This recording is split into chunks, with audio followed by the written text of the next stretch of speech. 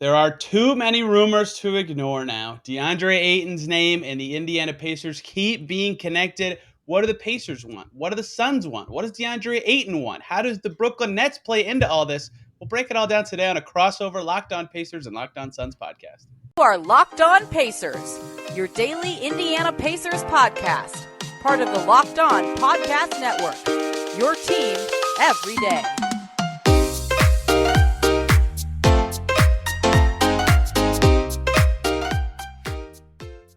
Everybody, welcome in to a crossover Locked On podcast edition of the Deandre Ayton saga. I'm Tony East, the host of Locked On Pacers. He's Brendon Kleen, the host of Locked On Suns, and the rumors are swirling. Everybody, ESPN's Brian Windhorst, Jake Fisher of Bleacher Report, Mark Stein of Mark Stein's Substack have all now connected Deandre Ayton to the Pacers via various methods, a sign and trade, an offer sheet. There's a lot of variables at play, including a Pacers trade up in the air, the Brooklyn Nets. And we got to cut through all this and figure out what's really going on and what the motivations are for every party. Brendon, are you sick of the word rumors yet? Are you trying to get through this? Restricted free agency makes this all very complicated.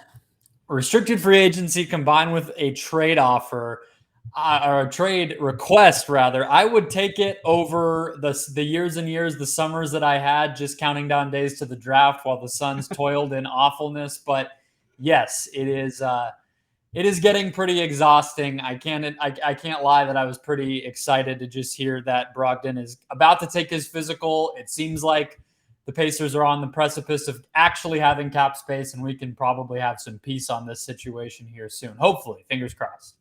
Yeah, that is part of the delay for those who were not on the internet today. The Pacers made a trade with the Celtics. Malcolm Brogdon went to Boston. That freed up some cap space for the Pacers, getting them closer to max space. So the trade's official, meaning it's been called into the league, but it's not complete, which is different. So the space isn't freed up. The Pacers can't use the resources until Brogdon accomplishes a physical in Boston. But that doesn't really matter too much in the sake of the grand scheme of things. That is going to happen almost certainly. And then it becomes a game of what's going to happen with Deandre Ayton. Numerous insiders have connected him to the Pacers in this situation. Miles Turner's name's involved. Kevin Durant's name's involved. Cap space was floating around like crazy. And I think the important place to start here when cutting through this is who has the leverage, because that is what's ultimately going to decide how this goes. If the Suns had all the leverage, they could get what they wanted from the Pacers, or the Nets if they were involved. If the Nets had the leverage and that's where Ayton wanted to go, then they could make this process go at their speed. If the Pacers somehow, if he was an unrestricted free agent, they would have the leverage. But I think, and Brendon, correct me if I'm wrong, I think the restricted free agent who can pick his next team and is at an impasse with his prior team has most of the leverage in this situation. That's Deandre Ayton. Obviously, in terms of fate and choice and those types of things, I have to agree with you. I think Deandre Ayton being able to chart his own course innately gives him the leverage. Obviously, the Suns have a little bit here too, in that despite everything we've come to believe that they're not interested in bringing this guy back, they do officially hold the ability to bring him back by way of restricted free agency. So they have that leverage too, in terms of where he ultimately ends up. But yeah, whether Deandre Ayton chooses to sign that offer sheet with the Pacers is solely up to him.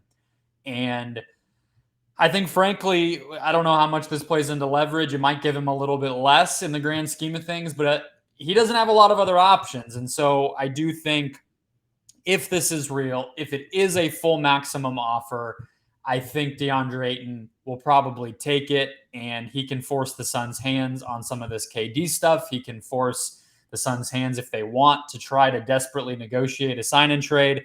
But I'll offer you this too, Tony, because it's something that I've been thinking about a lot. I don't exactly know how to make sense of it, but I feel like Bill Duffy is another character in this that has a fair amount of leverage that we should probably talk about, because he represents both Deandre Ayton and Miles Turner.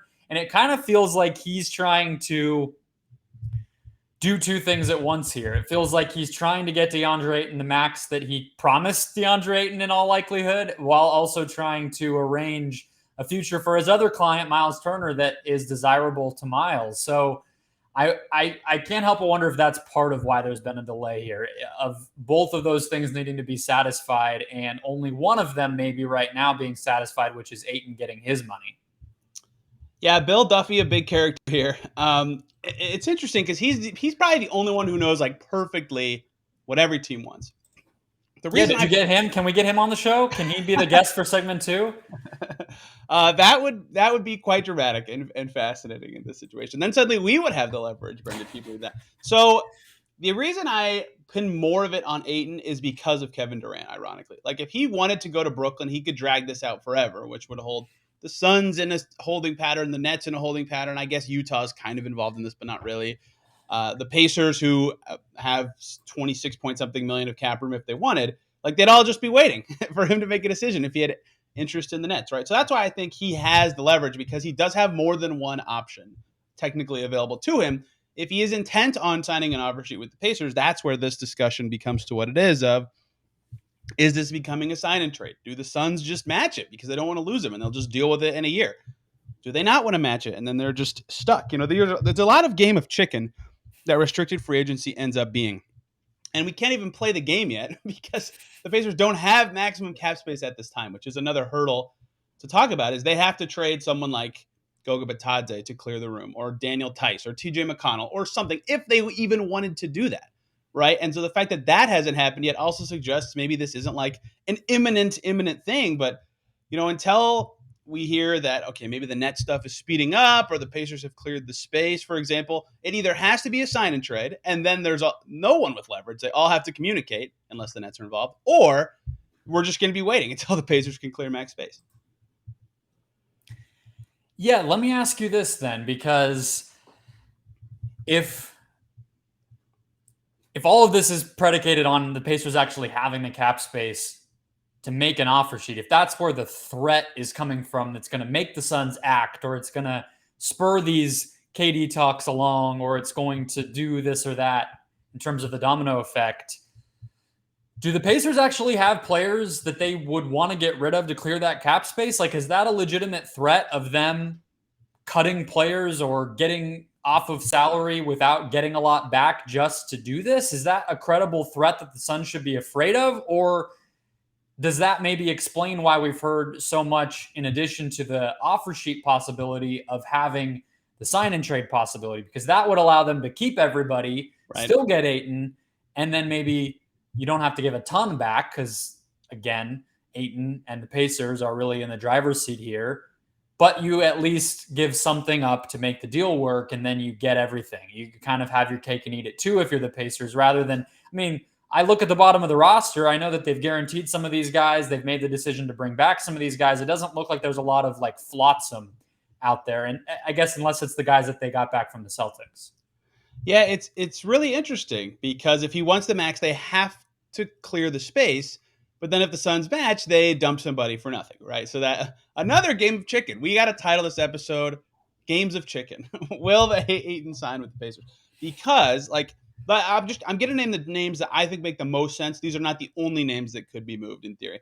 Goga Bitadze makes basically exactly enough that if they got off him, they would have about $300,000 over max space if they got no salary in return. He's young, and the Pacers have a dozen players under 25 on their roster now, right? They're trying to be young, so maybe they don't want to do that. But that is one that makes sense to me as like a neutral value could potentially pawn him off.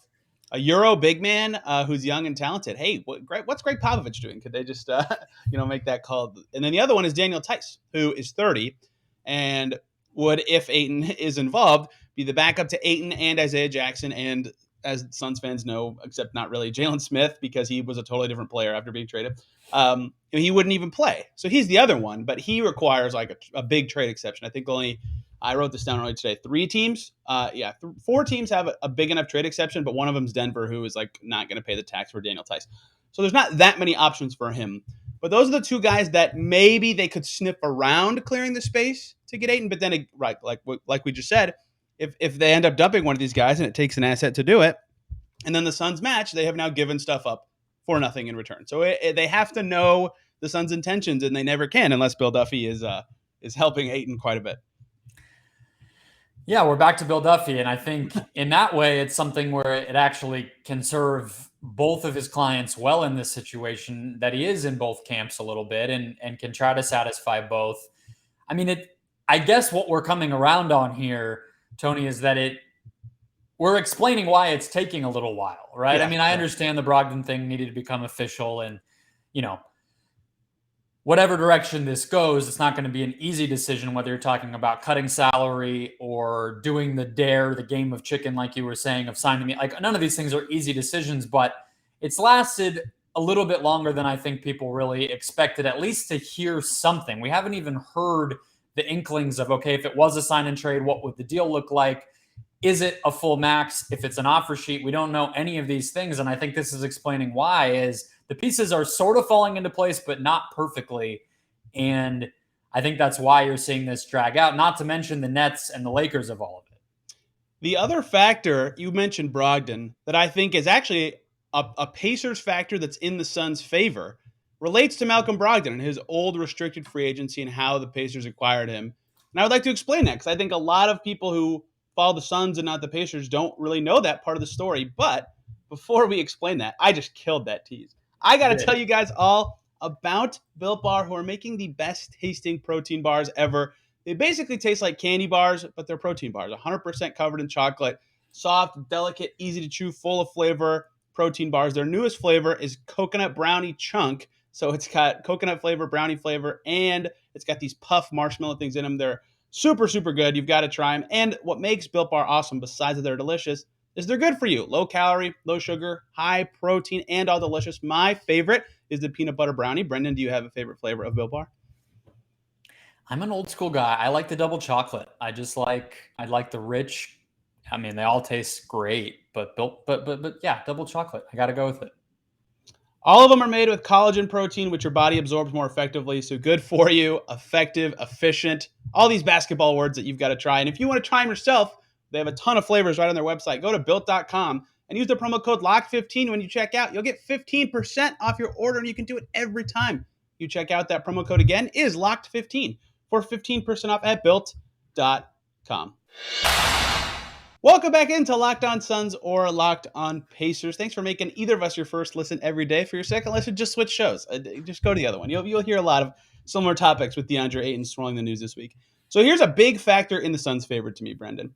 The Pacers owner, Herb Simon, thinks restricted free agency is not a fair thing. And so when the Pacers got Malcolm Brogdon in the summer of 2019, they had the cap space to sign him outright. The Bucks were in the tax. They were probably not going to match him at 4 for $84. And still, the Pacers sent the Bucks a first-round pick and 2 second-round picks to sign and trade for Brogdon because Herb Simon and Kevin Pritchard admitted this in the presser introducing Brogdon. He said this deal does not get done without Herb Simon's involvement. He steps in and he trades a first and 2 seconds to the Bucks, and the Pacers get Brogdon. They were happy, but they probably could have got him without the offer.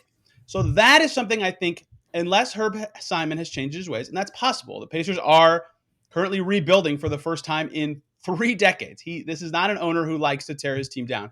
But if he still has the same thoughts about restricted free agency, it's very possible he is at least thinking, okay, this needs to be a sign and trade so the Suns don't get totally screwed in this process. And then the cap space argument doesn't really matter as much because it would just go straight to negotiations.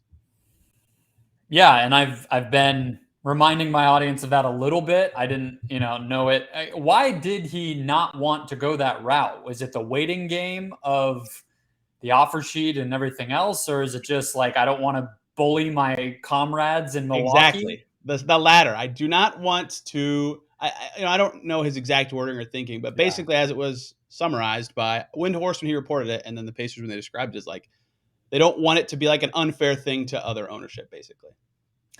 Well, coming from Phoenix, there's a lot worse things an owner could do, but we'll leave it at that. I think it's fascinating. And I think the other part of this that I've been reminding my audience about from an Indiana perspective is their hesitancy to give out genuine maxes. And I think that's a big part of this too. And I've actually had some Pacers folks pop up in the YouTube comments on my shows too, being like, yes, this is real. And I guess I just wonder, like you said it yourself just in that setup of the Pacers finally embracing somewhat of a reset here.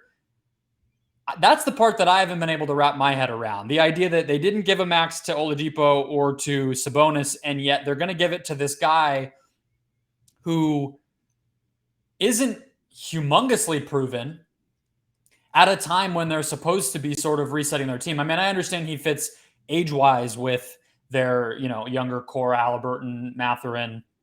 He's only in his mid-20s now, Ayton, but that's the part that's confused me. It's like, yes, they have the cap space, obviously, but that doesn't always mean that they're interested. A lot of other teams had cap space and just passed on Ayton. The Spurs aren't out here making an offer because they're doing the same thing. They don't need a Deandre Ayton at a max salary at a time when they're basically trying to lose games. So what do you think it is about Ayton that the Pacers are intrigued by right now? And do you buy that they really are interested in him at that full max price? I think they are interested in him. Over $30 million a year for 4 years is a lot of bones. And like Brogdon getting 4 for 84 was a lot for the Pacers, right? And the report has been that they offered Depot $100 million. That is a big sum from the Pacers' perspective. They don't offer those sort of things. And the other thing about it is that I've kind of hinted at in terms of an expensive roster at some point is next summer, Tyrese Halliburton's up for a rookie extension. Like he's going to get easily $100 million. Even if he doesn't get a max, he's getting over $100 million. So is an owner who doesn't like restricted free agency and hasn't really ponied up paying that kind of cash 2 summers in a row. And if they have Ayton and Halliburton and Nesmith and Jalen Smith, they'll have the entire 2020 draft. All these guys will get expensive eventually. Like they can't just do this forever. So that's where the full max part is very interesting to me, and why a sign and trade that cuts away some money could be an interesting factor to this as well. And the negotiation part, especially, again, we're back to Bill Duffy. Bill Duffy, if you're listening, thank you for being a main character on this show, where he's interesting because Turner seems like a very natural fit in this kind of thing, but who knows exactly what a deal would look like. I mean, it works straight up. It does. Salary-wise. Raise your compensation is confusing, but Turner still works, which is fascinating in this. The way to figure out base your compensation is go to tradenba.com and start messing around until it works. You have to do the thing where you sign Ayton to a new contract within the little software, but once you do that, it'll tell you if it works. That's my hack for any listeners who want to mess around with it. But yeah, because of the rules there where Ayton counts for half of his salary for trade purposes, Turner's is close enough that you split the difference in it and it works out. It's legal. So maybe it is as simple as that. Maybe it's, Turner and a pick has been something like a lottery protected future first, not super valuable type of pick, something maybe even that it turns into a couple of second round picks. We see that type of thing a lot with the protections. It would at least give the Suns something. It would probably be redirected promptly to Brooklyn, but I think we could probably see something like that. The thing that I've been asking you on that note is, can they play Ayton and Turner together? Obviously not. We saw that, and I would imagine it's a topic you've covered ad nauseum of the two big situation that they just got out of. And then if they're not going to do that, okay, well then they need to trade Turner, and that becomes pretty obvious as you're negotiating back and forth, and we're talking about leverage. That creates a situation where Turner becomes an obvious guy that needs to be moved, and the Pacers probably lose a little bit of leverage in whatever negotiations they would be trying to explore there. I don't know. There's so many ripple effects there, and it's like, okay, well, is this the best that the Pacers could do for Turner? Probably not, but what else is out there? Why hasn't a deal happened already? If there was a better one, these are all things you and I have been messaging about, and I don't have great answers for any of them. I'm just going to steal all your listeners when the Pacers start Jalen Smith and Deandre Ayton together in the front court next season. It hit me about a week ago, and I was like, you just have to sit back and laugh if that happens as a Suns fan. Deandre Ayton maxed out. Jalen Smith on a nice second contract, a starting front court. Probably wouldn't be bad. I don't know. I still don't fully love the fit. I mean, that's pretty clear, but it would be pretty funny. It would be pretty funny. There are a lot of crossovers between those teams. Aaron Holiday played in Phoenix last year. Torrey Craig has played on both teams twice for the Suns in the last couple years. Randomly, two teams with a lot of intersection. Front offices are close, which could matter here. The thing for me with the sign and trade that I've said is, it's all about Simon to me, because the least resistance route for the Pacers, we're about to talk about chicken again, everybody. If you're sick of that, I apologize.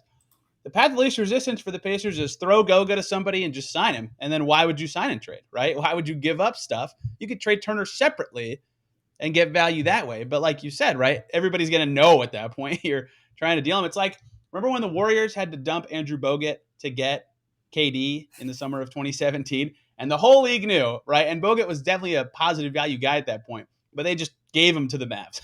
They got nothing in return because everybody knew, like, and the Mavs were happy to get a good player for free, basically.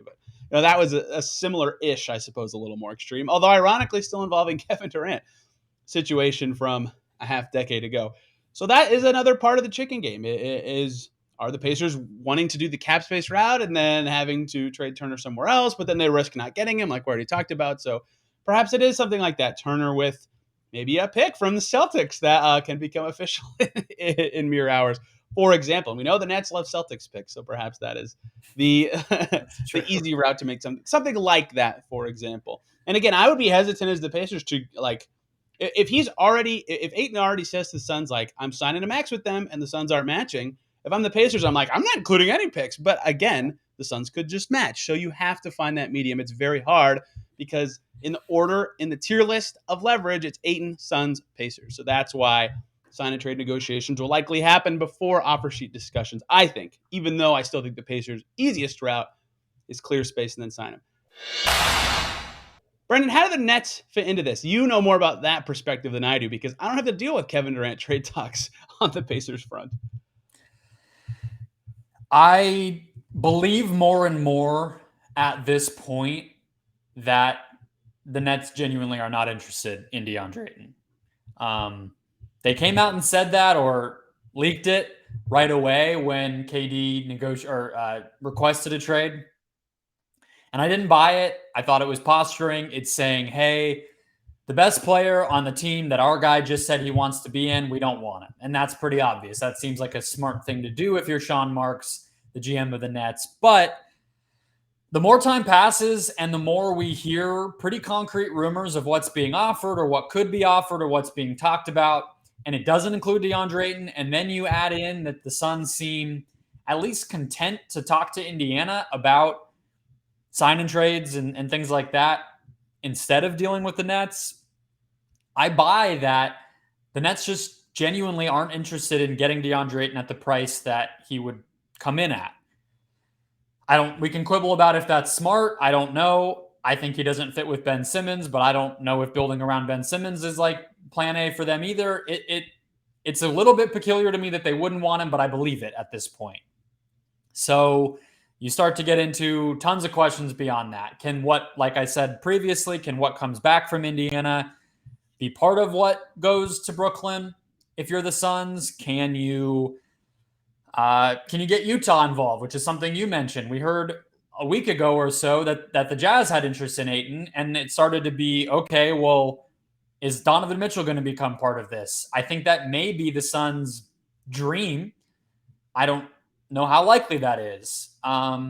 So the answer is it's really connected to the KD talks, but I don't exactly know how, and I don't know if the Suns can pull all of this off and catch all of the balls that are being juggled in a way that makes sense.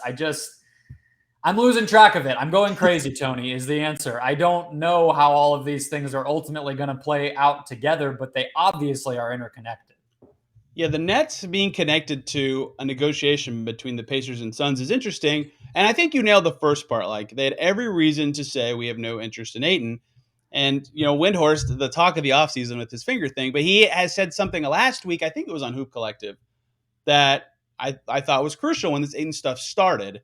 And that's that everything is negotiations at this point. Like, everything is a negotiating tactic that's being floated.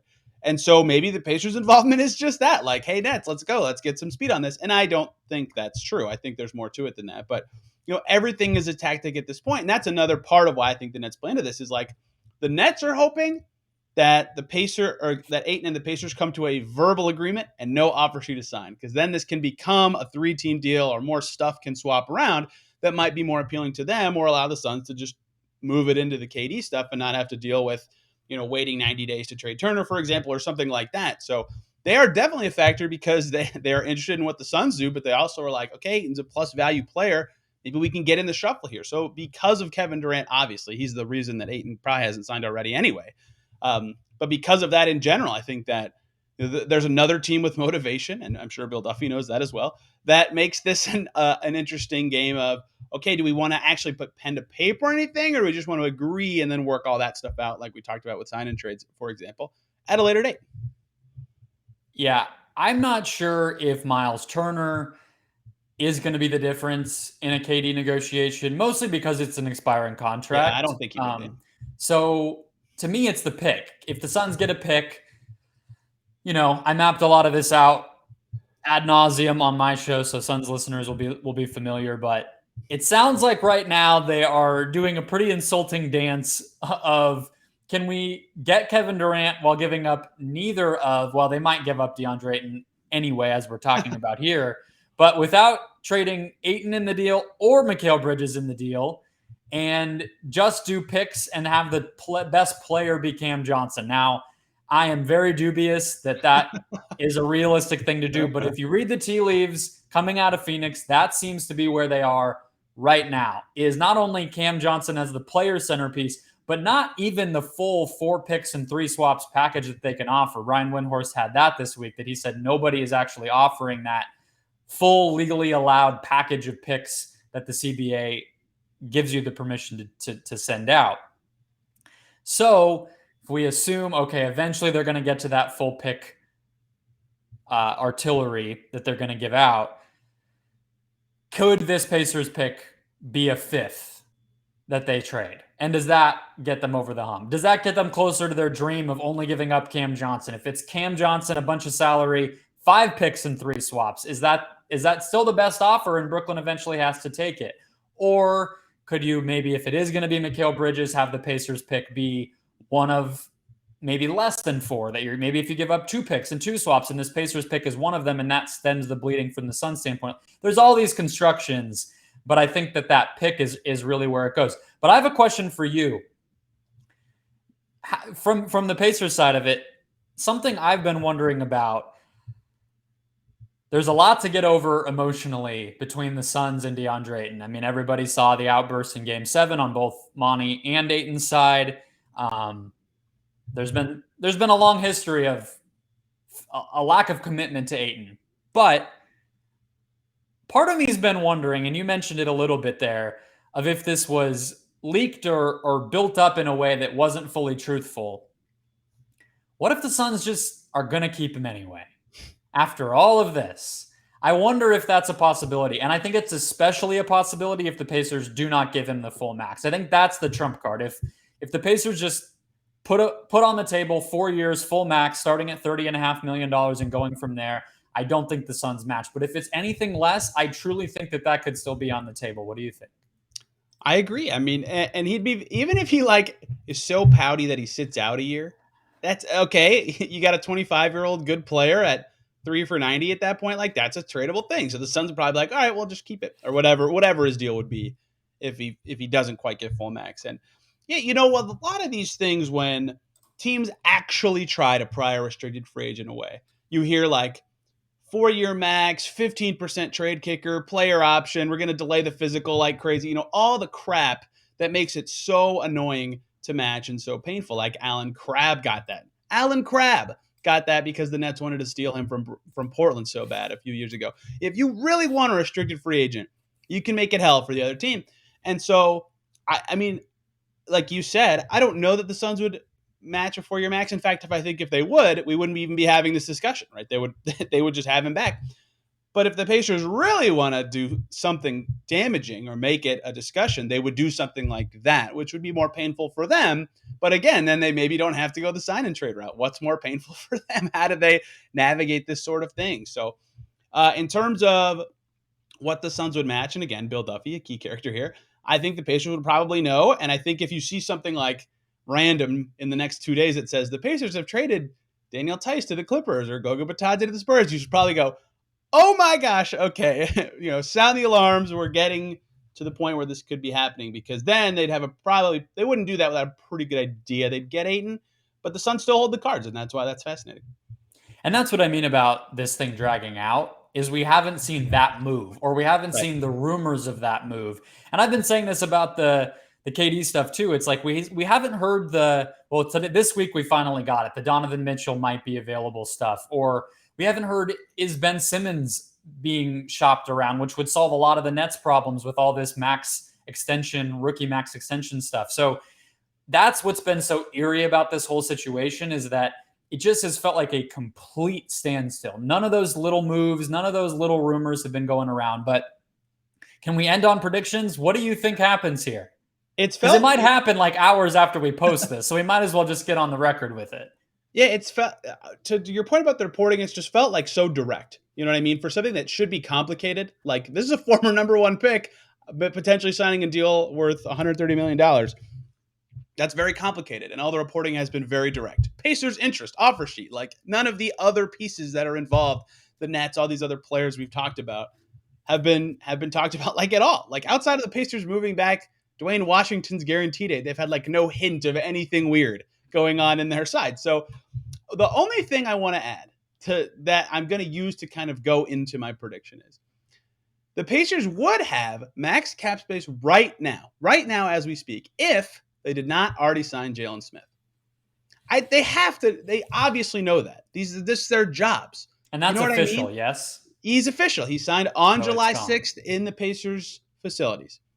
They knew that would take them away from max space, right? They had to have known. They obviously knew. I'm not going to pretend like they didn't know.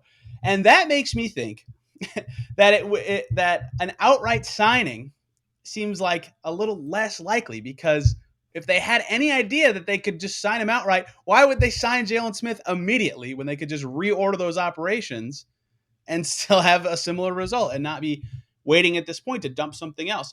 And they still would have had to do something to sign Jalen Smith to the deal they did later, but they would have Ayton and not have to deal with it. So that's why even though I think it still makes sense for the Pacers to try to pursue dumping some salary and just signing him outright, I think it's gonna, and the Herb Simon factor makes me think it's probably going to end with a sign and trade, but I have a lot of trouble nailing down the exact value. Well, because it doesn't need to be value going back. It's hard to guess what it will be, right? That's what's so weird. You wouldn't have guessed Malcolm Brogdon was worth what he ended up being worth. I think in a lot of cases, sign and trades feel pretty random. It's hard to necessarily assign, well, why did X get sent out for X player? Lauri Markkanen, Lonzo Ball. We've seen more and more sign and trades, but it doesn't always match up why one team felt obligated to give up as little or as much as they did. I mean, it's all over the place, but I just can't help but think, Miles fits everywhere pretty much to me. He's a good player. He does good things on both ends of the floor. So whether he eventually goes to Brooklyn or Phoenix, I just feel like it's too obvious that he should be part of this.